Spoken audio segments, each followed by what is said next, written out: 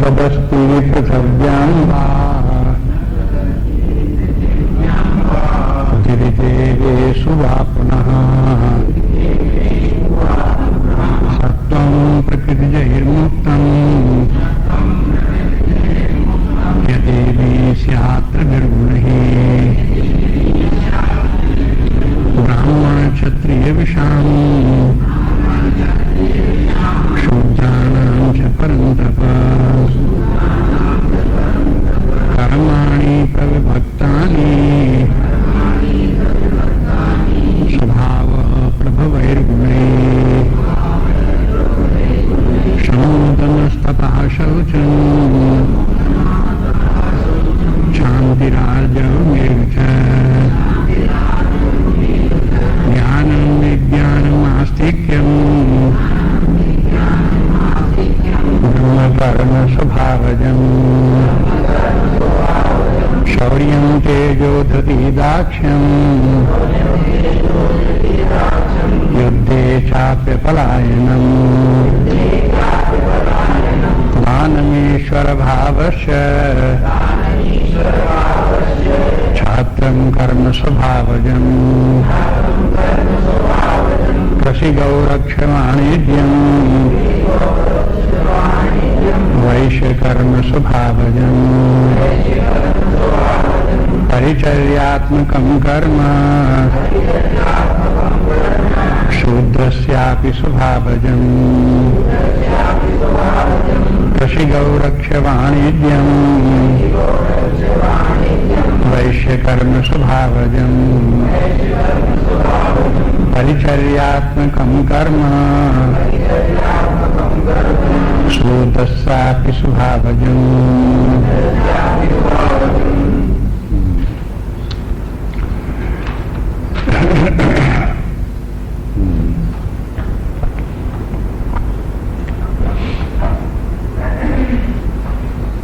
का विचार करते हुए इस निर्णय पर पहुंचे कि जहां तक सृष्टि है सब त्रिगुणात्मक है। जड़ते सृष्टि सब तीन गुणों से बनी है, इसलिए त्रिगुणात्मक है। सत्वगुण होगा, रजोगुण होगा, तमोगुण होगा, कहीं कोई कम होगा, कहीं कोई ज्यादा होगा। इन गुणों के ही कम ज्यादा होने के कारण से नाना रूप बन गए, नाना आकार बन गए, स्थूल सूक्ष्म बन गए। ये सब इनका विषय तीन गुण के कारण से ही है। मनुष्य भी तीन प्रकार के, सत्वगुणी, रजोगुणी, तमोगुणी। ये उनके तीन गुण कहाँ से आए? स्वभाव जन्य है उनके, जैसा स्वभाव वैसे उनके गुण हैं। स्वभाव कहाँ से आया? पूर्व जन्म के कर्म से आया। जैसे पूर्व जन्म में कर्म किए वैसे ही स्वभाव बन गया। अब वर्तमान में जिस प्रकार का स्वभाव और उसके जैसे गुण हैं वैसे ही उसकी बुद्धि है, वैसे ही उसका ज्ञान है, वैसे ही उसका कर्म है, वैसे ही उसकी धृति है, वैसा ही उसका कर्ता भाव है। ये सब उसी के अनुसार ही है। फिर बताते हैं कि देखो इनमें से ये तीन गुण के अनुसार जब विभाजन किया गया तो वर्ण चार हो गए। वर्ण चार हो गए, ब्राह्मण, क्षत्रिय, वैश्य और शूद्र चार वर्ण हो गए। तो सारा संसार त्रिगुणात्मक है, तो उनके सबके देखो तो हर जगह चार वर्ण भी चार हैं। चार वर्ण के वृक्ष भी हैं, चार वर्ण के कीट पतंग भी हैं, चार वर्ण के पशु पक्षी भी हैं, मनुष्य भी चार वर्ण के हैं। इस प्रकार में चार चार वर्ण सर्वत्र देखने में आते हैं। वर्ण का जब विचार करते हैं तो वर्ण क्या बना कि बने उनकी टेंडेंसी जो है व्यवहार में किस प्रकार की बनी वो बतानी पड़ेगी। क्योंकि यदि कोई सत्वगुण, केवल सत्वगुणी वाला व्यक्ति या वस्तु होती तो उसको वर्ण में विभाजन करने की जरूरत नहीं है। या कहीं कोई वस्तु केवल रजोगुणी होती, कोई व्यक्ति केवल रजोगुणी होता, सत्वगुण तमोगुण उसके साथ में न होता तो फिर वर्ण की व्यवस्था में करनी पड़ती है। वो जब तीनों गुण साथ साथ होते हैं, हर जगह तीनों गुण साथ होते हैं, मिले जुले होते हैं, तो उसमें से कहीं कोई गुण ज्यादा होता है, कोई कम होता है। तो उसके कारण से फिर जब विचार किया गया तो वो कम से कम चार वर्ग बन गए तो उन 4 वर्गों को 4 वर्ण कहते हैं। अब जब उनमें सबसे पहले ब्राह्मण कहा गया तो ब्राह्मण में सत्वगुण की अधिकता है, रजोगुण कम है, तमोगुण और अधिक कम है। ऐसे व्यक्ति का स्वभाव अब कैसा होगा? तो सत्व प्रधान होने के कारण सत्व की तो अधिकता होगी, लेकिन उसके साथ रजोगुण भी होगा, कम मात्रा में होगा, तमोगुण होगा, वो भी कम मात्रा में होगा। ये ऐसा नहीं है कि कोई ब्राह्मण है तो उसमें तमोगुण रजोगुण है ही नहीं, वो भी होगा, सत्वगुण की अधिकता होगी। अब ये विभाजन इस प्रकार से किया गया, ये भी एक सामान्य विभाजन है। तो ब्राह्मणों में भी देखें तो ब्राह्मण भी 4 प्रकार के होते हैं। एक ब्राह्मण ब्राह्मण होते हैं, एक ब्राह्मण क्षत्रिय स्वभाव के होते हैं, एक ब्राह्मण वैश्य स्वभाव के होते हैं, एक ब्राह्मण शूद्र स्वभाव के होते हैं। किसी जन्मपत्री बनाने वाले पंडित से पूछो तो ब्राह्मणों की जन्मपत्री बनाई कि हाँ बनाई। क्या जिसकी जन्मपत्री बनाते हो तो उसमें तुम वर्ण भी लिखते हो कि हाँ लिखते हैं। तो सब ब्राह्मणों को तुम वर्ण ब्राह्मण लिखते हो कि नहीं? किसी ब्राह्मण को ब्राह्मण लिखते हैं, किसी को वैश्य लिखते हैं, किसी को शूद्र लिखते हैं, किसी को क्षत्रिय लिखते हैं। ऐसा क्यों करते हो? जब सब ब्राह्मण सबको ब्राह्मण लिखो, कहीं नहीं।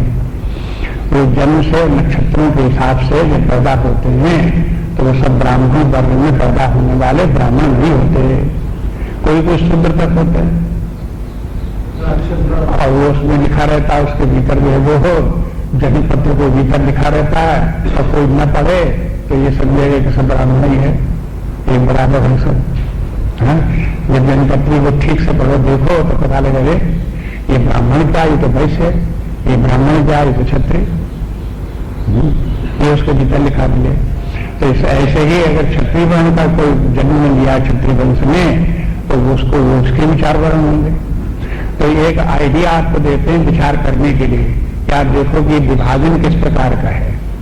जितना आप विचार करते जाओगे उतना उतना आपको उसमें उसका रहस्य प्रकट होता जाएगा, कहाँ क्यों कैसे है। नहीं तो आपको ये बता दिया जाए कि ब्राह्मण में इस प्रकार के स्वभाव सत्वगुण अधिक होता, रजोगुण कम होता, तमोगुण अधिक, तो फिर आपको लगेगा कि सारे ब्राह्मण एक से होते हैं, सब में सत्वगुण की अधिकता होती है और सब जितनी अधिकता होती सब में एक बराबर होती है।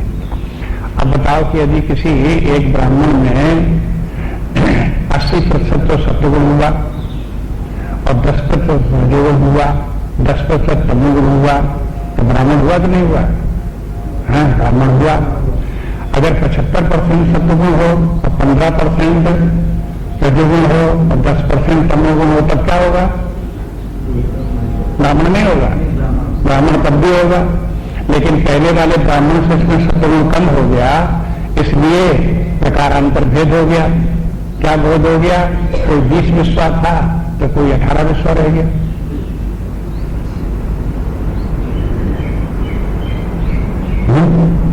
कैसे रह गया?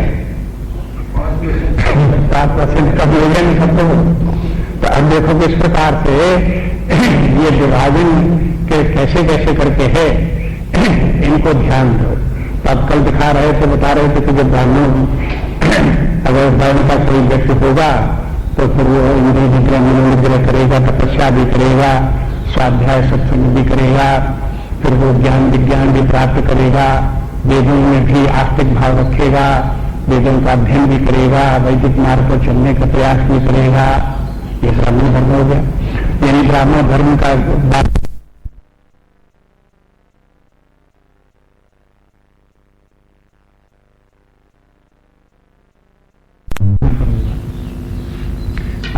करके जीवन जी रहा है इस श्रेणी में तो वो ब्राह्मण होगा।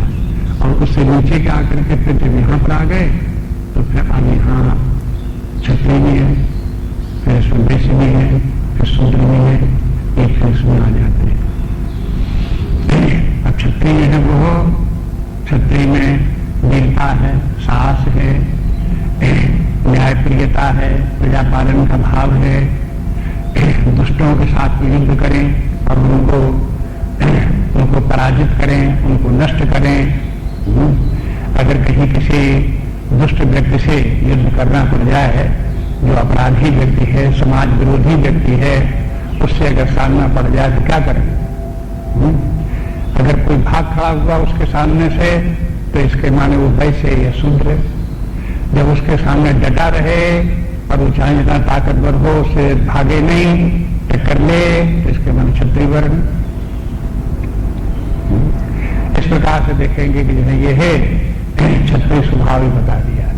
क्षत्रिय स्वभाव में व्यक्ति को ईश्वर में विश्वास है, ईश्वर में आस्था है, लेकिन ईश्वर प्राप्त करने के लिए वो प्रयास नहीं करता। परमात्मा की प्राप्ति को, ब्रह्म ज्ञान प्राप्त हो, इसके लिए वो उत्साही नहीं, इसलिए रह गया क्षत्रिय। अब अगर अब आगे देखते हैं कि वैश्य कौन है, तो अब ये कृषि गौरक्ष वाणिज्यम वैश्य कर्म स्वभावजम बताया। वैश्य जो है वैश्य स्वभाव का व्यक्ति होगा तो क्या करेगा, अपने स्वभाव के अनुसार व्यापार धंधे में लगेगा, पैसा कमाने में लगेगा। कृषि खेती करेगा, गौरक्ष अब देखो प्राचीन काल में जो था खेती के अलावा जो दूसरा जीविकोपार्जन का साधन था, जैसे आजकल फैक्ट्रियां लग गई हैं, ऐसे उस समय गौशाला की फैक्ट्री थी। हाँ, गैया पालो, दूध निकालो और वही वितरित करो, उसी से। तो जितनी ज्यादा व्यक्तियों के पास गौएं होती थी वो व्यक्ति उतना ही धनी होता था, उतना ही संपन्न होता था। इसलिए कृषि के बाद फिर गौरक्ष और वाणिज्य माने व्यापार, बना बनाया सामान एक जगह से दूसरी जगह ले जाओ, लोगों को वितरित करो, बेचो, उसमें जो बीच में मार्जिन मिले वो प्रॉफिट कमाओ, उसी से अपनी जीविका चलाओ। तो ये तीनों कार्य हैं, उत्पादन के कार्य हैं और आर्थिक कार्य करने के लिए। हम ये कृषि गौरक्ष वाणिज्य के द्वारा जो लोग उत्पादन करते हैं और जो लोग फिर उसके बाद कहते हैं दूसरे हुए परिचर्यात्मकम कर्म, शुद्ध कर्म स्वभावजम, शुद्ध स्वभाव का व्यक्ति हुआ तो उसे परिचर्या प्रिय होगी, तो उसे हिम्मत नहीं पड़ेगी कि कृषि करे, गौरक्ष करे, नौकरी कर लेगा। अपने आप खेती करने के लिए भी थोड़ा साहस चाहिए कि भाई पता नहीं खेती में कुछ पैदा हो कि न पैदा हो। शुद्ध स्वभाव का व्यक्ति होगा तो डरेगा, जाने पैदा न हुआ तो फिर क्या होगा, पाला पड़ गया तो क्या होगा, सूखा पड़ गया तो क्या होगा। इसलिए खेती नहीं रखा। दूसरे लोग खेती कर रहे हैं, उनकी नौकरी कर लेंगे, तब तो फिर पैसा देना ही पड़ेगा उनको। ऐसे करके जो स्वभाव के जो व्यक्ति हैं वो शुद्ध स्वभाव के व्यक्ति हैं। अब थोड़ा सा साहस अगर व्यक्ति में होता है तो कृषि गौरक्ष वाणिज्य इस प्रकार के कार्यों में लगता है। अगर शुद्ध स्वभाव का व्यक्ति हो, उसको जबरदस्ती कृषि गौरक्ष वाणिज्य करा दिया जाए तो अपने आलस्य प्रमाद के कारण से वो कर भी नहीं पाएगा। जबरदस्ती करके कराओ तो नहीं कर पाएगा, क्योंकि शुद्ध स्वभाव का व्यक्ति तमोगुण प्रधान है और तमोगुण प्रधान होने के कारण से वो आलसी स्वभाव होने के कारण से किसी कार्य को इंसेंटिव लेकर के नहीं करेगा, अपने आप से नहीं करेगा। दूसरा कोई करा ले तो करा ले, कोई जबरदस्ती करके करा ले, सिर पर डंडा लगा करके करा ले तो करने को तैयार है, अपने मन से नहीं करेंगे। तो अंतर यहीं से हो जाता। शुद्ध स्वभाव का व्यक्ति जो है उसमें इंसेंटिव नहीं, लेकिन जहां वैश्य में आया तो थोड़ा इंसेंटिव आ गया, उसके बाद में फिर जहां क्षत्रिय आया तो और अधिक आ गया, और जहां ब्राह्मण तो आया तो और अधिक आ गया। ब्राह्मण को इतनी भी हिम्मत पड़ जाती है कि वो जन्म मृत्यु के चक्र से छुटकारा प्राप्त करके परमात्मा को, ब्रह्म भाव को प्राप्त कर ले। तब ऐसा नहीं कहते अगर तुम कहोगे तो चलो हम ब्रह्म भाव को भी प्राप्त की लेते, कोई कहे तो सही हमसे, ऐसे थोड़ा है। अब मजबूरी होगी तो ब्रह्म भाव भी हम प्राप्त कर लेंगे, ब्रह्म के ज्ञान भी प्राप्त कर लेंगे, जब करना ही पड़ेगा तो चलो भाई वो भी कर लेंगे, ऐसे थोड़ा होता है। वो ब्रह्म भाव तो व्यक्ति को ज्ञान विज्ञान तो इंसेंटिव जब अपने आप से होगा, अंतर से भीतर से उत्साह होगा तभी करेगा, नहीं तो नहीं करेगा, दूसरे के घेरने से थोड़ी कर लेगा। तो आज ये देखो कि इसे ये शूद्र व्यक्ति है वो इसमें इंसेंटिव बिल्कुल नहीं होता, जब दूसरा व्यक्ति कराएगा तभी करेगा। अगर किसी दुकान खोल करके उसको ऊपर से बैठाल दिया जाए तमोगुणी स्वभाव के, तो बैठे बैठे दुकान पर सो जाएगा या दुकान छोड़ करके भाग जाएगा। क्यों कि बैठे बैठे थक गए तो चले गए। कौन बैठा रहे दिन भर? अब ऐसे करके उसकी बुद्धि दूसरे प्रकार से कार्य करेगी। इसलिए जो है इनके अंतर भगवान ने बता दिए कि देखो इस स्वभाव के व्यक्ति होते हैं, जैसा जिनका स्वभाव होता है उसी प्रकार से वे लोग कार्य करते हैं।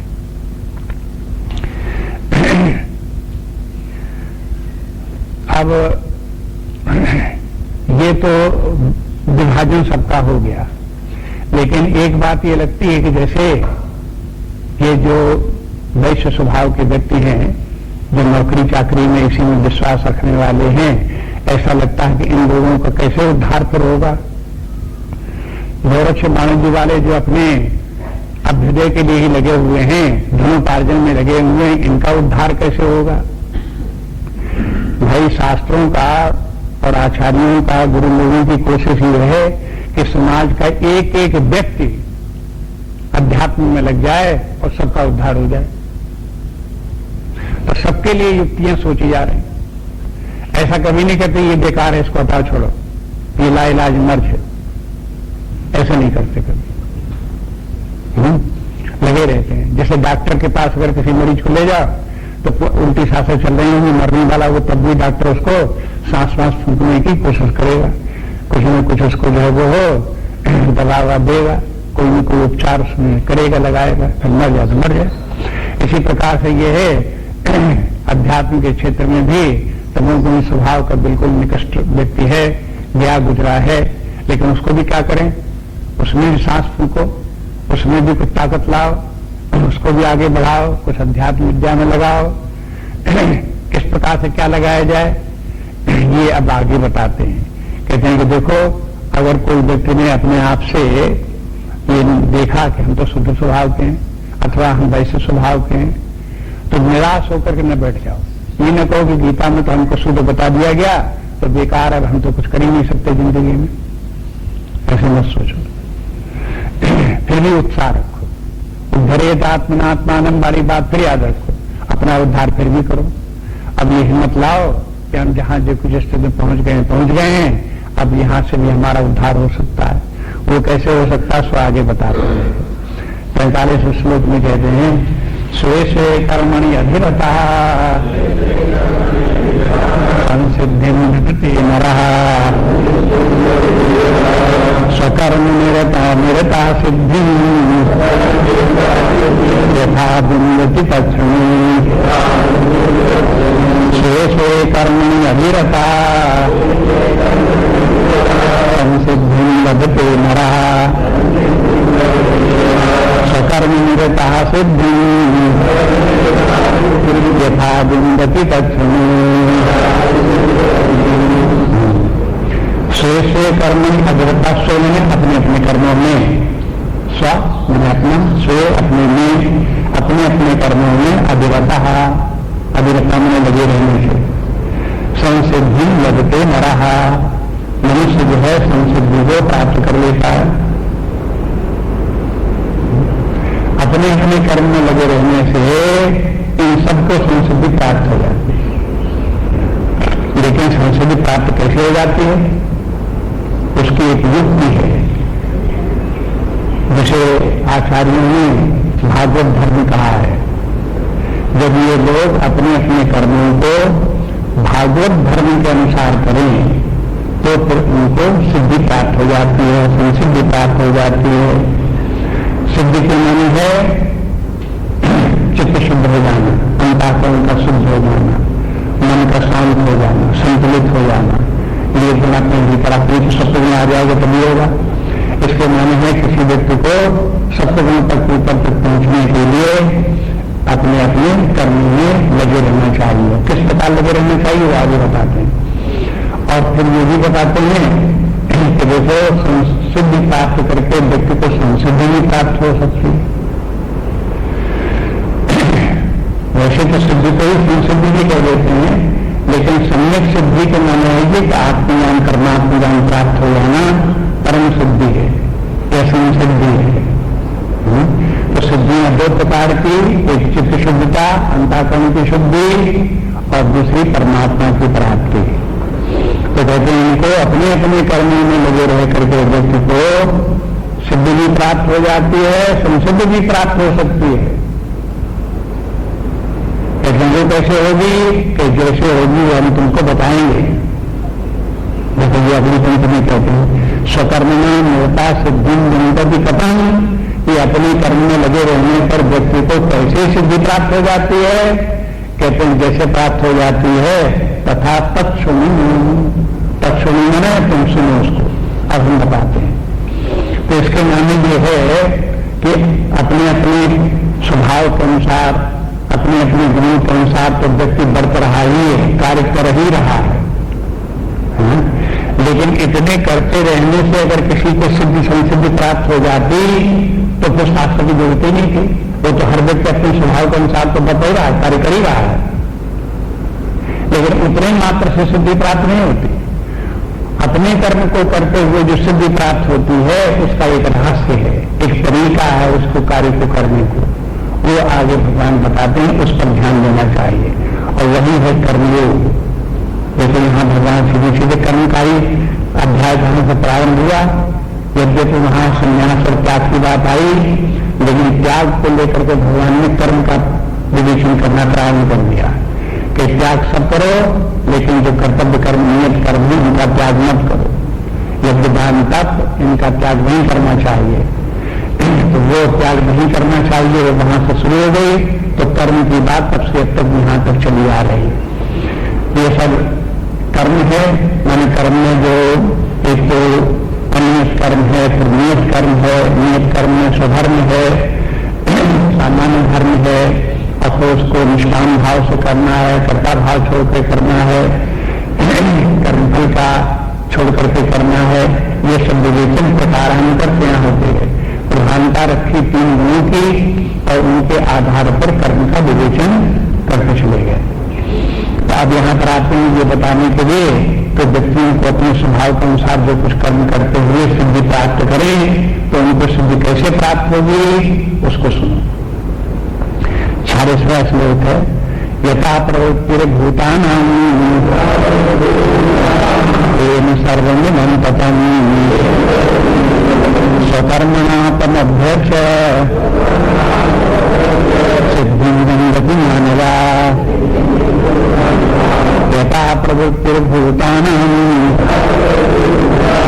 येन सर्वमिदं ततं स्वकर्मणा तमभ्यर्च्य सिद्धिं गति मानवा। पहली पंक्ति में ईश्वर का नाम है। ईश्वर कौन है?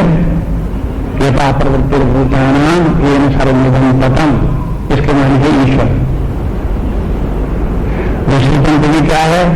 स्वकर्मणा तम अभ्यर्च्य, तम के मन उस ईश्वर की अर्चना में अपने कर्मों को करते हुए सिद्धि गति, मनुष्य को सिद्धि प्राप्त हो जाती है। जो मनुष्य अपने अपने कर्म कर रहा है उन कर्मों को भगवान की पूजा बना दे। माने हर व्यक्ति अपने कर्म को स्पिरिचुअलाइज कर दे, तो फिर वही कर्म व्यक्ति को सिद्धि प्राप्त करा देंगे। लेकिन व्यक्ति कर्म तो करता है लेकिन स्पिरिचुअलाइज नहीं करता है। एक तो इन कर्मों को अपने लिए करता है तो मनुष्यार्थ उसमें रहता है, और फिर अपने आप में उसमें कर्ता भाव रखता है, अभिमान रखता है, अहंकार रखता है। तो अहंकार और कर्ता भाव रख करके और अपने स्वार्थ के लिए व्यक्ति कार्य करता रहता है, परिणाम स्वरूप उसको सिद्धि प्राप्त नहीं होती। स्वकर्म तो करता है, वो तो करना ही पड़ता है उसे, तो नहीं सिद्धि प्राप्त। और देखो कितना एक छोटा सा मैंने फॉर्मूला है, अगर किसी कार्य को अपने स्वार्थ के लिए करोगे तो सिद्धि प्राप्त नहीं होगी। यदि किसी कार्य को अपने अहंकार से करोगे कि मैं करने वाला हूं तो सिद्धि प्राप्त नहीं होगी, चित्त शुद्ध नहीं होगा, उससे फिर परमात्मा की प्राप्ति नहीं होगी। यदि अपने अहंकार को छोड़ दो अपने कर्ता भाव को छोड़ दो, अपने कर्म फलों को अपने लिए मत करो। हाँ, किसके लिए करो? परमात्मा के लिए करो। जो जो भी कर्म है ये सब परमात्मा को समर्पित है। उसी की पूजा की सब पुष्प है, उसी के लिए आप करते हो, तो फिर वही कर्म आपको सिद्धि प्राप्त करा देगा, चतुर्शुद्धि प्राप्त करा देगा, आगे चल करके परमात्मा को प्राप्त करा देगा। इसी का नाम है भागवत धर्म। एक धर्म तो ये है, अधर्म है तो धर्म को अपने कर्तव्य का पालन कर रहे हैं और सत्य अहिंसा ब्रह्मचर्य का पालन कर रहे हैं, तो ये तो हो गया धर्म। और धर्म का फल ये तीनों धर्म के फल होगा। और एक है भागवत धर्म। भागवत धर्म के बने इन सब कर्मों को इनके लिए मत करो। इन तीनों में से स्वर्ग के लिए कीर्ति और भौतिक सुख के लिए मत करो।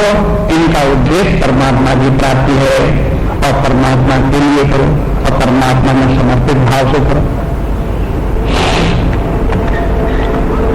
बस अब जो ये कर्म है, यही से कर्म का बहुत बड़ा अंतर हो गया।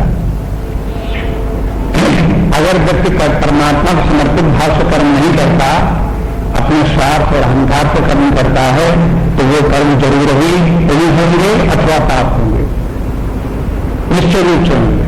चाहे पुण्य हो, चाहे पाप हो, चाहे धर्म हो, चाहे धर्म हो, दो होंगे। और अगर धर्म होंगे तो अधोगति होगी, और अगर अब धर्म हुआ तो उच्च गति होगी, अधर्म हुआ तो निम्न गति होगी, लेकिन बंधन दोनों से होगा। ध्यान तक हो गया।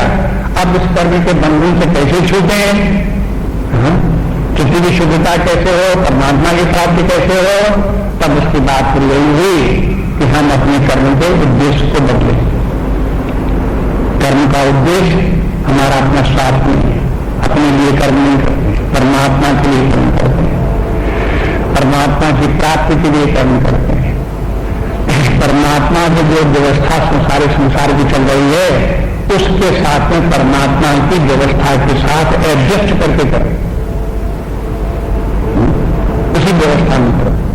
इसके मैंने परमात्मा की व्यवस्था किस प्रकार की, इतने मनुष्य संसार हम बनाए, सबके अपने अपने कर्तव्य निर्धारित कर दिए, और वो व्यक्ति अपने कर्तव्यों को शेष समाज के लिए परमात्मा बुद्धि लेकर के करे।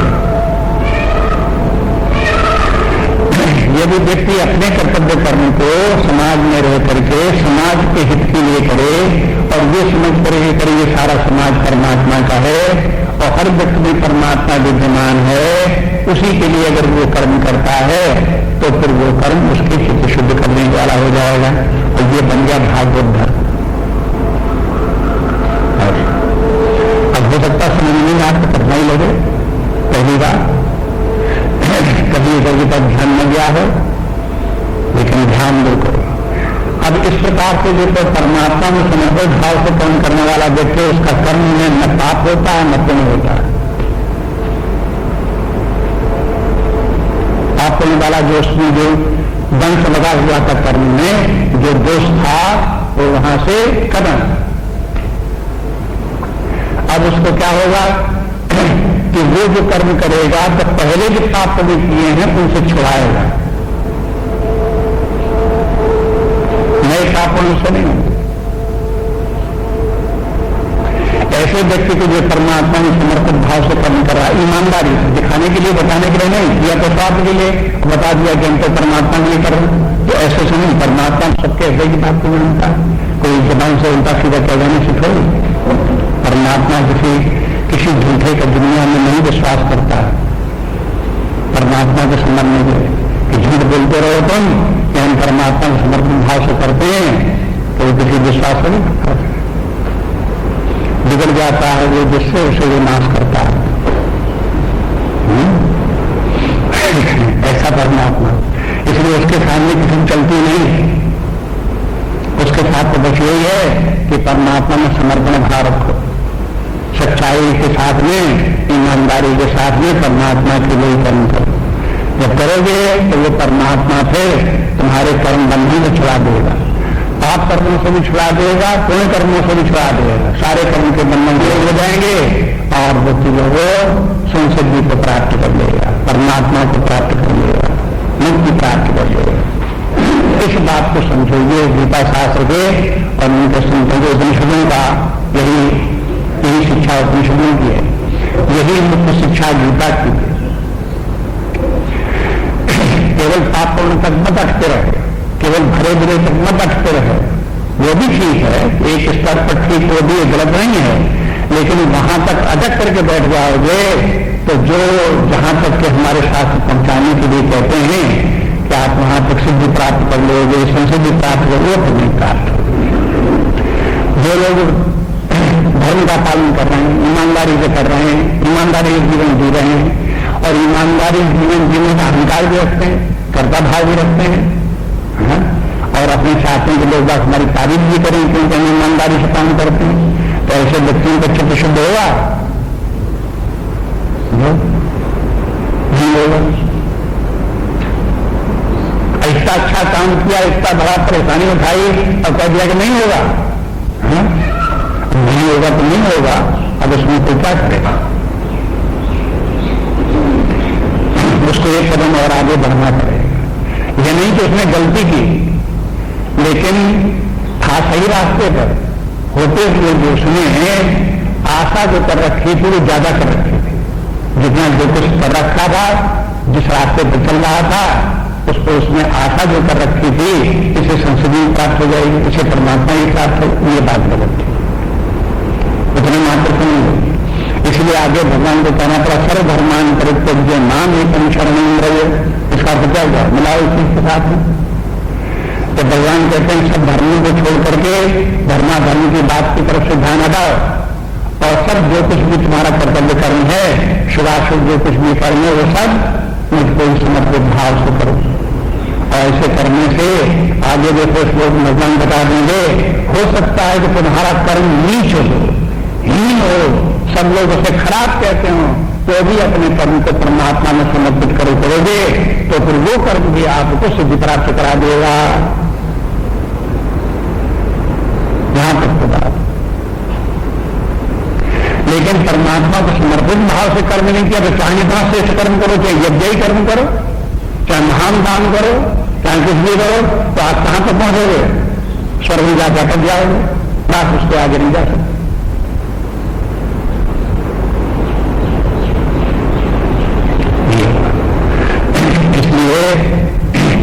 अपने कर्मों को परमात्मा भाव से करने का विचार करो।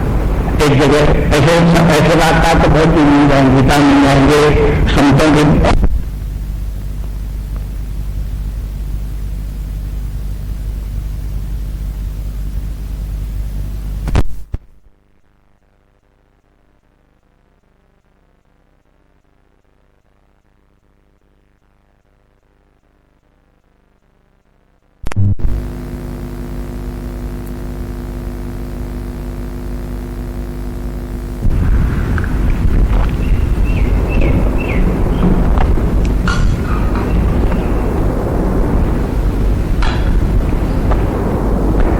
ये है कि संतों को कहना है कि आपके कर्म का ऊपरी रूप कुछ भी हो, किंतु वो कर्म आपने परमात्मा को समर्पण भाव से किया है, परमात्मा को प्राप्ति के उद्देश्य से किया है, उसका प्रेरक परमात्मा को मानकर किया है, उसके फल को परमात्मा में की प्राप्ति के लिए निवेदित करके रखा हुआ है, तो फिर वो कर्म कैसा हो गया, फिर चित्त शुद्ध करने वाला हो गया और सत्कर्म हो गया, श्रेष्ठ कर्म हो गया, महान कर्म हो गया, मुक्ति दिलाने वाला हो गया। फिर वो कर्म बंधनकारी नहीं रहता। इसलिए कहते हैं स्वकर्मणा तमव्यर्च सिद्धिं बंधुं मानवा। ये अच्छी तरह से याद रखें और उसको अभ्यास डालने की कोशिश करें। अब पहली पंक्ति को देख लो, पहली पंक्ति में ईश्वर का नाम में लेकर के ईश्वर का जो पहचान वो बता दिया। शास्त्रों में इसी तरह से ईश्वर का वर्णन करते हैं। ईश्वर कैसा है कि यथा प्रवृत्ति भूतानाम और एन सर्वनिदम ततम, एम जिस परमात्मा से ही इदम सर्वम ततम, ये सारी सृष्टि का विस्तार जिससे हुआ है, और सृष्टि का विस्तार होने पर जीव बन गए, शरीरधारी बन गए। तो इन शरीरधारियों में जो कार्य करने की क्षमता है, कार्य करते हैं, बोलते हैं, विचार करते हैं, चलते हैं, उठते बैठते हैं, ये जो लोगों में क्षमता है, ये क्या है? ये प्रवृत्ति है। तो कार्य करने की जो प्रवृत्ति लोगों में है, ये कहां से है? वो भी परमात्मा से। तो परमात्मा ने दो काम किए, एक तो सृष्टि की रचना की, अपनी माया के द्वारा, पृथ्वी के द्वारा सृष्टि की रचना की, और सृष्टि में जीवधारियों के अंदर चेतना उत्पन्न करके उनको सक्रिय बना दिया। ये किसने बनाया? अब देखो, तो इसके माने ये ईश्वर ने कह करके ये दो बातें क्यों कही कि जब अपने कर्म को परमात्मा में समर्पित रखो करो, तो ये बात ध्यान में रखो कि यथा प्रवृत्ति भूतानी, हमारे अंदर जो प्रवृत्ति है, कर्म की प्रवृत्ति है, ये कहां से है? उसी ईश्वर से है। और अगर हम उसको मानते हैं अपना कि मैं ही करने वाला हूं, तो धीमा मुश्किल जबरदस्ती है, झूठ होगा, गलत बात है, ठीक नहीं है। इसलिए इसको ठीक करो कि करने वाले हम नहीं, वो परमात्मा ही हमारे अंदर बैठा हुआ है, उसके बिना जो कुछ हम कर रहे हैं वो नहीं हो सकता। तो यथा प्रवृत्ति भूतानी एवं सर्वनिगम ततम, और ये शरीर ऐसा बना, ये किससे बना? ये ईश्वर ने बना। अगर आप कहो कि ये शरीर ही मैं हूं तो भी गलत, और शरीर के द्वारा कर्म करने वाला मैं हूं तो भी गलत।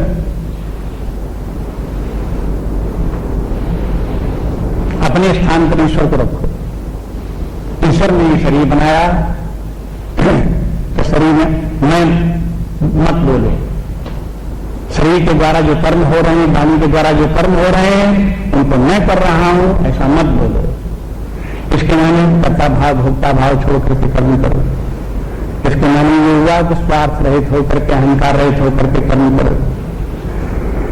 ये तो निगेटिव बात हुई। स्वार्थ रहित, अहंकार रहित होकर के कर्म करो, निगेटिव बात। पॉजिटिव इसका क्या हुआ? परमात्मा भाव से कर्म करो। परमात्मा ही कर्म का कराने वाला है, और कर्म का फल भी परमात्मा ही है। इस प्रकार का भाव रख करके कर्म करो, तो बस धीरे धीरे करके चित्त शुद्ध हो जाएगा और परमात्मा की प्राप्ति हो जाएगी।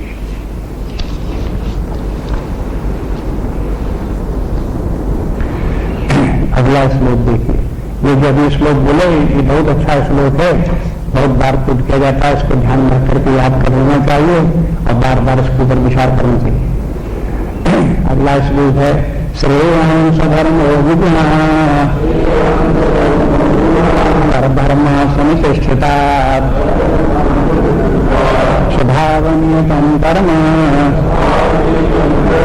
कुर्वन्नाप्नोति किल्बिषम् श्रेयं स्वधर्मो विगुणः परधर्म समुतिष्ठिता स्वभावनियतं कर्म कुर्वन्नाप्नोति किल्बिषम्।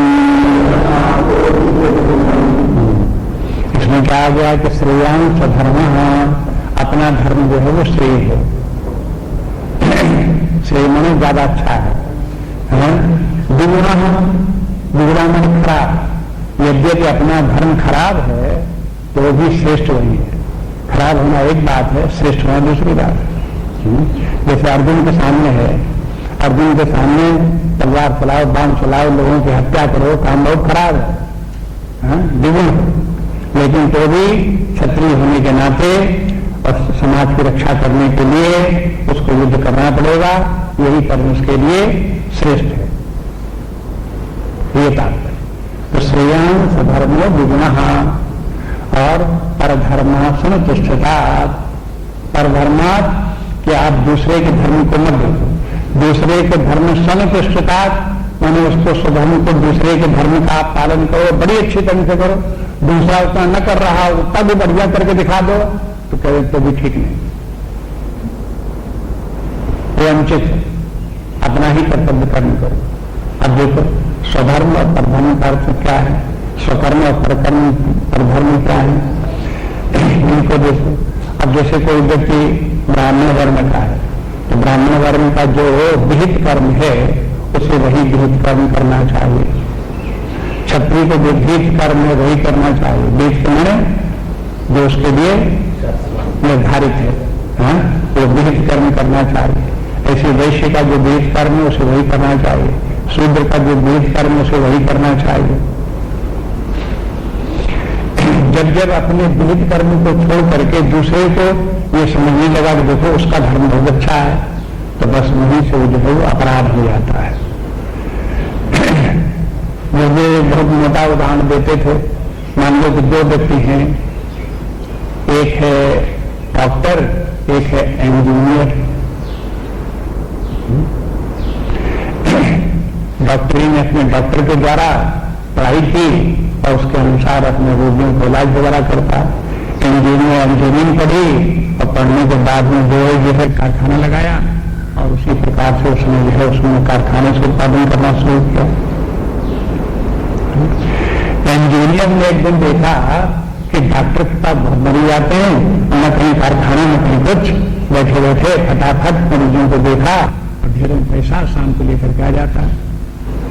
तो इसका काम बढ़िया, तो उसने अपना इंजीनियरिंग का काम छोड़ दिया, डॉक्टरी की दुकान उसने भी खोल ली। तो बताओ भयावह है कि नहीं है? पर धर्मों भयावह हुआ कि नहीं हुआ?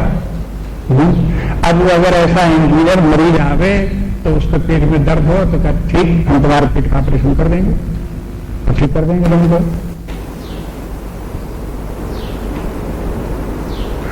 बस ऐसे ही समझ लो। इसी प्रकार से जितने भी कार्य हैं हर व्यक्ति के अपने अपने कर्तव्य कर्म हैं, वही उसके लिए ठीक है।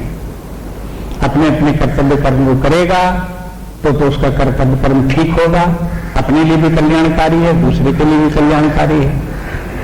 लेकिन अपने कर्म को छोटा बड़ा नहीं समझना चाहिए, उसके गुण दोष नहीं देखने चाहिए। इसलिए द्विगुणा शब्द का प्रयोग कर दिया कि दूसरे का धर्म जो है वो तो अच्छे गुण वाला है, लेकिन हमारा कर्म जो है वो खराब कर्म वाला है, ऐसे नहीं विचार करना चाहिए। तो आप पुराणों को जब पढ़ोगे तब आपको ऐसी तमाम कहानियां मिलेंगी जहां पर आपको मिलेंगे कि जो जूता काटने वाले थे, जूते बनाने वाले थे, उनको भी भगवान मिल गए। जो लोग वैश्य वर्ण के थे, खेती करने वाले थे, गौएं पालने वाले थे, उनको भी भगवान मिल गए। जो लोग क्षत्रिय थे, युद्ध इत्यादि करने वाले थे, राज शासन करने वाले थे, उन्होंने अपने धर्म का पालन करते हुए उनको भी भगवान मिल गए।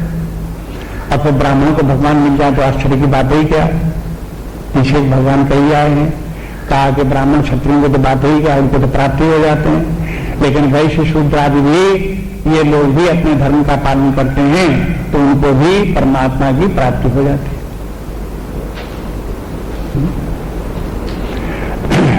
पुराणों में कथा आती है कि एक व्यक्ति किसी संत के पास पहुंचा और कहा कि भगवान को प्राप्त कैसे किया जाता है, हम क्या साधना उपासना करें? तो कहा हम क्या बताऊं, तुम जाओ फलाने फलाने रैदास के पास जाओ, वो तुमको बताएगा। उसके पास गए तो वो राती सुतारी लिए हुए अपने जूते वूते बना रहा था और उसे कठौता था रखा हुआ, पानी भरा था, चमड़ा उसी को भिगो लेता था, उसी में जो है वो लेकर के बनाता था। अब उसको जो है उससे पूछा कि हम आपके पास आए हैं, कि बैठो बैठो, आए हो, हमें मालूम तुम किस लिए आए हो, बैठो तुमको बताएंगे। जब उसने अपना काम कर लिया तब उसको बताया कि तुम इसलिए आए हो पूछने के लिए, कि हाँ इसलिए हम आए। कहा कि देखो हम जैसे अपना काम करते हैं और ये भगवान को समर्पित भाव से काम करते हैं तो इसी से परमात्मा को प्राप्त होती है। ऐसे अपने अपने काम को करो और उसी से अपने काम को परमात्मा में समर्पण भाव से करो, तुमको भी परमात्मा की प्राप्ति होगी। जब हमको इस जूते के बनाने से परमात्मा की प्राप्ति हो सकती है तो तुम्हारा जो स्वधर्म है चाहे आपको गाय पालना का काम हो, चाहे आपको और दूसरे कोई काम हो, तो जो काम करते होगे उससे तो तुम्हें परमात्मा की प्राप्ति हो जाएगी, उसमें संदेह की बात क्या है। ऐसे अनेक उदाहरण हैं। इसलिए ये बताओ कि अगर कोई व्यक्ति अशिक्षित पढ़ा लिखा नहीं है तो उसे परमात्मा की प्राप्ति हो सकती है? उसी में हो सकती है। अगर कहीं कोई व्यक्ति जंगली है, शहर में कभी रहा नहीं, असभ्य है, तो उसे परमात्मा की प्राप्ति हो सकती है? उसी में हो सकती है। तो फिर कोई व्यक्ति इस बात का अहंकार करे कि चूंकि हम बड़े सभ्य हैं इसीलिए हमको परमात्मा की प्राप्त होगी और दूसरे के इनको विचारों को क्या प्राप्त होगी, उनको आप नीच समझो, तो व्यर्थ की बात है। शास्त्र की दृष्टि से जो व्यक्ति अपने कर्तव्य को कर्म कर रहा है वो उतना ही महान है जितना कि दूसरा यज्ञ इत्यादि कर्म करने वाला व्यक्ति अपने कर्तव्य कर्म कर रहा है वो महान है। इसलिए कर्म को देख करके ऊंचा नीचा मानना शास्त्र के विधान के विरुद्ध बात है। किसी को देखो ये नीचा काम है, ऊंचा काम। गांधी जी को इसलिए क्यों कहना पड़ा? क्योंकि देखो जूता गांठना जो है नीचा काम नहीं है, लेकिन जूते गांठे हो, गांठते हो, खराब बना देते हो और पहन के जहां चला 5 कदम चला फिर फट गया, बस ये नीच कर्म है। और फिर जब उस काम को करते हो तो वो स्वार्थ के लिए करते हो, पैसे के लिए करते हो और काम को बिगाड़ते हो, बस यही काम की नीचता है। यही अगर काम के अगर कोई व्यक्ति और बड़ा कार्य करे, अगर कोई पंडित भी यज्ञ करावे तो कहते बड़ा सुंदर कार्य करता है, लेकिन यज्ञ कर्म करे, एक बार एक जगह यज्ञ हुआ और कार्य संपन्न शुरू किया गया तो बिना संकल्प बोले यज्ञ कोई करेगा तो यज्ञ का फल ही नहीं होता। और वहां पंडित यज्ञ का संकल्प भूल गया, बिना संकल्प कराए यज्ञ ने करा दिया उसने, परिणाम क्या होगा? उसके पंडित का इतना बढ़िया कार्य होते हुए भी यज्ञ जैसा कर्म भी मट्टी में हो गया, बेकार हो गया। तो इस प्रकार से देखोगे कि जो है ये कर्मों की बात जहां ये है वो उसका रहस्य भगवान बताते हैं कि अपने अपने कर्तव्य कर्म को भली भांति करना चाहिए और परमात्मा में समर्पित भाव से करना चाहिए। स्वभाव नियतम कर्म, जो व्यक्ति अपने स्वभाव से जो नियत कर्म है, विहित कर्म है, कुर्वन् आत्मोति किल्बिषम्, उनको करने से किसी व्यक्ति को किल्बिष नहीं लगता। यदि क्षत्रिय युद्ध करता है, हजारों लोगों को मार देता है तो उसको किल्बिष पाप लगेगा कि नहीं लगेगा? उसको नहीं लगेगा। बस ये कहने का तात्पर्य है कि वो डरे कि हम इतने लोगों को मारेंगे तो पाप लग जाएगा, तो पाप नहीं लगेगा। ये जो समाज में एक कहावत चलती है, बस उसने कर्मों को देख लिया और कर्मों का विभाजन कर लिया, कि उसको विभाजन करके ये बता दिया कि देखो ये कर्म अच्छा, ये कर्म बुरा, लेकिन उस कर्म के पीछे जो भावना है उसकी तरफ समाज ध्यान नहीं देता और उसकी तरफ ध्यान न देने के कारण से जो मूल्यांकन कैलकुलेशन होता है वो गलत हो जाता है।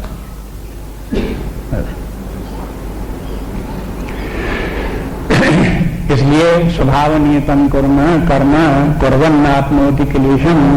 अब आगे देखिए, सहजं कर्म कौन्तेय सदोषमपि न त्यजेत् सर्वारम्भाय दोषेण धूमेनाग्निरिवावृता। सहजं कर्म कौन्तेय सदोषमपि न त्यजेत् सर्वारम्भाय दोषेण धूमेनाग्निरिवावृता।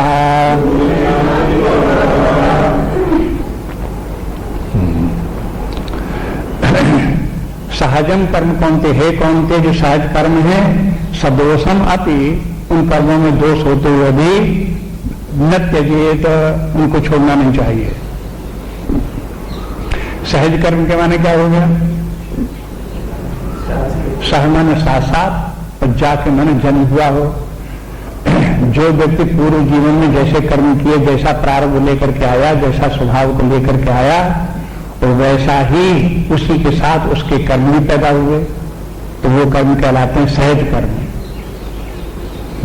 सहज कर्म के माने व्यक्ति के का जो हो स्वधर्म है, जो विहित कर्म है, स्वधर्म है, वही उसका सहज कर्म है।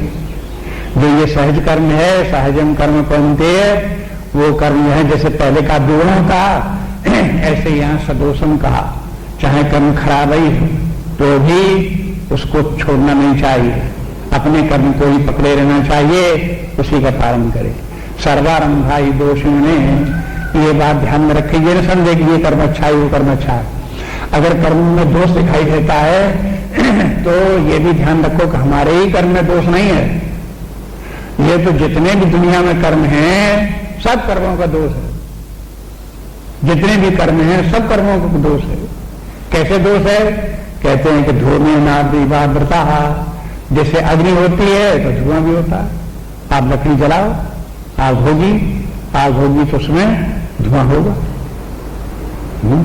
उस लकड़ी को आप जलाओ, चाहे इस नगर में जलाओ, चाहे दूसरे नगर में, दूसरे गांव में जलाओ, चाहे दूसरे देश में जलाओ, चाहे आज जलाओ चाहे कल जलाओ, जब लकड़ी जलाओगे तो उसके साथ में धुआं जरूर होगा। अगर ब्राह्मण अग्नि जलावे तो धुआं होगा कि नहीं होगा? और शूद्र अगर लकड़ी जलावे तो धुआं होगा कि नहीं होगा? हाँ? लकड़ी से धुआं होना जैसे कार्य कारण संबंध है। हाँ, लकड़ी है तो जलेगी तो धुआं भी होगा। ऐसे ही अगर कोई व्यक्ति कर्म करेगा तो सभी कर्मों में दोष है। अब कर्मों के दोष को तरफ ध्यान दो, इसका विस्तार यहां नहीं भगवान ने किया है, अपने आप देखो, ध्यान से देखो। तो सब कर्मों का दोष क्या? यदि कर्म सकाम भाव से कर्म करता है तो अगर पाप कर्म करता है तो उनमें दोष है ही, नरक जाना पड़ेगा। अगर पुण्य कार्य करता है, शुभ कार्य करता है तो उनसे स्वर्ग जाना पड़ेगा, अच्छा फल मिलेगा। लेकिन उसमें भी दोष है। क्या दोष है? बंधनकारी वो भी है, पुनर्जन्म का हेतु वो भी है। एक दिन स्वर्ग छूटेगा, फिर मृत्यु लोक में आना पड़ेगा। ये जो कर्म का बंधन है तो वो तो उसके साथ भी लगा हुआ है। तो चाहे जिस काम को आप बड़ा समझो चाहे छोटा समझो, काम सभी जन वो जितने भी कर्म सब में बंधन है। दूसरी बात ये भी है कि देखो, जहां जब कोई व्यक्ति कार्य करेगा तो ठीक है, अपना स्वधर्म का पालन कर रहा है, अच्छा कार्य कर रहा है, भगवान को समर्पण भाव से कर रहा है, ये सब होते हुए भी फिर भी कर्म में दोष है। क्या दोष है? जब दूसरे लोग देखेंगे तो कोई तो उसे अच्छा कहेंगे, कोई बुरा कहेंगे। अगर कोई व्यक्ति परोपकार का कार्य करे, हाँ, सेवा का कार्य किसी को करे, हाँ, तो ऐसा तो हो सकता है लोग कहेंगे देखो कितना उदार व्यक्ति है, कितना महान व्यक्ति है, सेवा कार्य करता है। लेकिन क्या ऐसा आदमी आपको नहीं मिलेगा जो ये कहेगा कि देखो, हाँ, ये कैसा नाटक कर रहा है, अपने स्वार्थ के लिए जरूर कोई ना कोई इसके पीछे इसकी भावना होगी, कहीं न कहीं जेब काटने का विचार जरूर इसका कहीं न कोई कुछ होगा। हाँ? ऐसे कहने वाले क्या नहीं मिलेंगे? फिर कर्म के साथ में तो दोष लगा ही हुआ है। आप समझो कि हम कर्म करें और कर्म में किसी प्रकार का दोष न हो, न कहीं कोई निंदा हो, न कहीं कोई विवाद हो, न कहीं कोई परेशानी हो, ऐसे हो ही नहीं सकता। तो कर्म, सभी कर्मों में दोष है, इस बात से तात्पर्य क्या निकलता है? अगर आप चाहते हो सब दोषों से आप बच जाओ तो क्या करना चाहिए? हाँ? सब कर्मों को छोड़ देना चाहिए। अब सब कर्मों को आप छोड़ दोगे तो भगवान तो कहते बिना छोड़े कर्म की छोड़ करके आप जीवन जी नहीं सकते, कर्म तो आपको करने ही पड़ेंगे। तो फिर कर्म के छोड़ने से बचने का उपाय क्या है? हाँ? वो आगे के श्लोक में भगवान बताते हैं कि देखो, एक स्थिति ऐसी है जब व्यक्ति कर्मों से ऊपर उठ जाता है, कर्म होते भले ही रहें लेकिन उन कर्मों के होने न होने से उसका कोई प्रयोजन नहीं होता, और फिर उन कर्मों का कोई जो है उसको, जो कर्मों का जो दोष है उस दोष से उसका छुटकारा हो जाता है, और वो व्यक्ति आत्मभाव में, परमात्मा भाव में स्थित होकर के नैष्कर्म प्राप्त कर लेता है। नैष्कर्म सिद्धि कहलाती है। वो निष्कर्म सिद्धि प्राप्त हो जाने पर व्यक्ति समस्त कर्मों के दोषों से छुटकारा पा जाता है। इसलिए व्यक्ति को चाहिए कि जब तक कि उस स्थिति प्राप्त नहीं होती है तब तक अपने जो कर्तव्य कर्म है वो चाहे भले हों चाहे बुरे हों, उन कर्तव्य कर्मों को करते रहना चाहिए।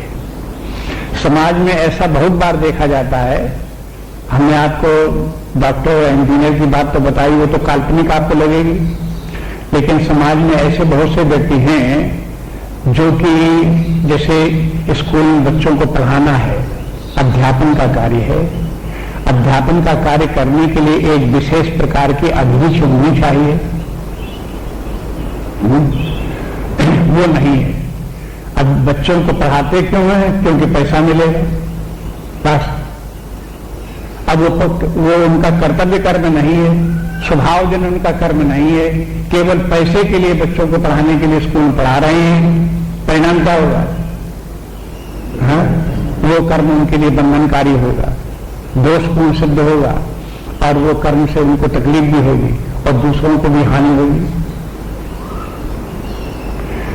बच्चों को भी जिस प्रकार से पढ़ाना चाहिए, जैसी शिक्षा देनी चाहिए, वो नहीं दे पाएंगे, और ये बहुत बढ़ता जा रहा है। स्कूलों विद्यालयों में देखो आजकल सब अध्यापक केवल पैसे के लिए पढ़ाने आते हैं, उनको न बच्चों से कोई मतलब कि पढ़े चाहे पढ़े, न पढ़े न पढ़े, चाहे भले बने चाहे बुरे बने, चाहे अच्छे भाव का चाहे बुरे विचार आए, उनसे कहीं उसको शिक्षा का क्या महत्व क्या है कुछ उन्हें पता ही नहीं। केवल आए, लेक्चर दिया, पढ़ाया, बोले, चले गए अपने, बात इतने मात्र को जानते। तो ऐसे लोगों से जो वो हो, माने ये परधर्म उनका है। जब परधर्म व्यक्ति कार्य करता है तो उसमें व्यक्ति को सफलता नहीं मिलती और उससे समाज का कल्याण भी नहीं होता। इस प्रकार की जो स्थिति समाज में प्रायः आया करती है, बहुत बार तो आजकल तो ज्यादा देखने में आती है, पहले भी आती है, तब तो भगवान ने कहा होगा कि देखो अपने अपने धर्म का पालन व्यक्ति को करना चाहिए, पर धर्म में उसको नहीं समझना चाहिए कि दूसरे का कार्य ये है, ये सुंदर कार्य है, इसलिए वही कार्य हम भी करेंगे। अच्छा देख करके किसी कार्य की नकल नहीं करनी चाहिए, या धन के लोभ से किसी कार्य को दूसरे कार्य को अपने नहीं लेना चाहिए।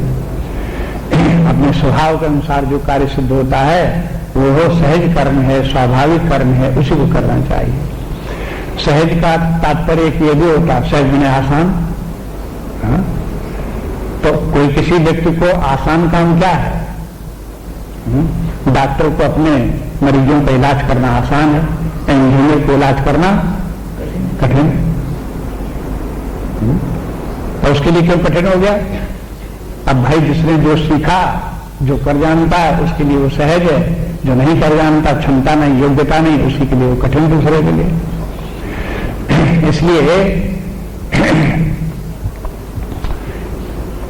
जहां नेतृत्व के समाज में नेतृत्व की बात आती है, जैसे गांधी जी समाज में नेता थे, तो जो नेता होता है वो वही सफल होता है जिसे ये बात मालूम हो कि इतने प्रकार के ये व्यक्ति हैं जो हमारे साथ में हैं, इनमें कौन व्यक्ति कैसे स्वभाव का है और क्या कार्य अच्छा कर सकता है। जो ये पहचान कर सकता है वह नेतृत्व अच्छा कर सकता है।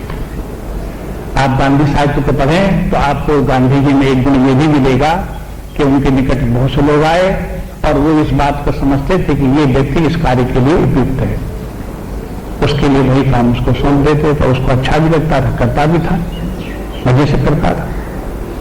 इसलिए ये देखो ये गुण जो वो हो, जैसे नेताओं में इस प्रकार का गुण होता था, नेता भी सफल है और कार्य करने वाले भी सफल हैं। इसी प्रकार से अन्यत्र भी है, जैसे कोई कारखाना है, उसमें कारखाने में कुछ लोगों को 150 लोगों को अपॉइंट किया गया, तो जिन लोगों ने अप्लाई किया तो जो अपॉइंट करने वाला व्यक्ति वो ये देखता है कि इस व्यक्ति का स्वभाव क्या है, कौन काम जानता है और कैसे कर सकता है, कैसा व्यक्ति है, इंटरव्यू के द्वारा, टेस्ट के द्वारा उसने देख लिया, उसी प्रकार के काम में उसको लगा दिया कि ये तुम काम करो, बस वही उसका स्वधर्म हो गया। उसी कार्य को करने में उसे सफलता मिलेगी, कारखाना भी उसी के कार्य करने से ठीक ढंग से चलेगा। लेकिन काम करना आता नहीं है, लेकिन आदमी को उसमें लगा दिया गया, जिस काम करने में व्यक्ति को रुचि नहीं है उसी काम में व्यक्ति को लगा दिया गया, परिणाम क्या होगा?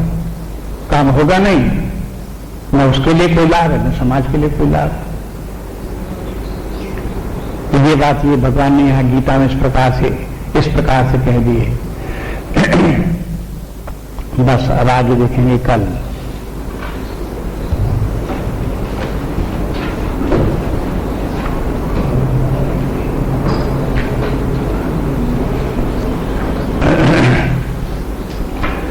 नान्या स्पृहा रघुपते हृदय सुमदीये सत्यं वदामि च भवान् अखिलान्तरात्मा भक्तिं प्रयच्छ रघुपुङ्गव निर्भरां मे कामादिदोषरहितं पूर्णांशं च। श्रीराम जय राम जय जय राम, राम जय राम जय जय राम, श्रीराम जय राम जय जय राम, राम जय राम जय जय राम, श्रीराम जय राम जय जय राम, श्रीराम जय राम जय जय राम, श्रीराम जय राम जय जय राम, श्रीराम जय राम जय जय राम, श्रीराम जय राम जय जय राम, राम जय राम जय जय राम, श्री राम जय राम जय जय राम, श्री राम जय राम जय जय राम,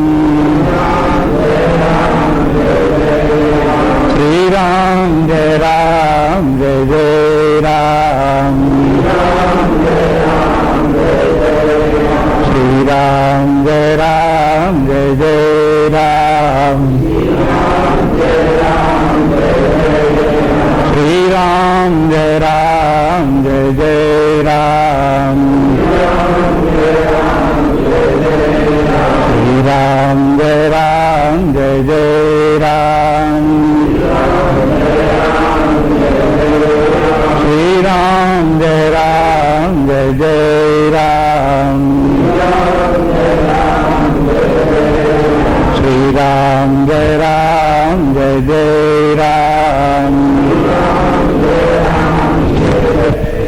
श्री राम जय राम जय जय राम, श्री राम जय राम जय जय राम, श्री राम जय राम जय जय राम, राम जय राम जय जय राम, श्री राम जय राम जय जय राम, श्री राम जय राम जय जय राम, श्री राम जय राम जय जय राम, राम जय राम जय जय राम, जय जय राम जय जय राम, जय जय राम जय जय राम, जय जय राम जय जय राम,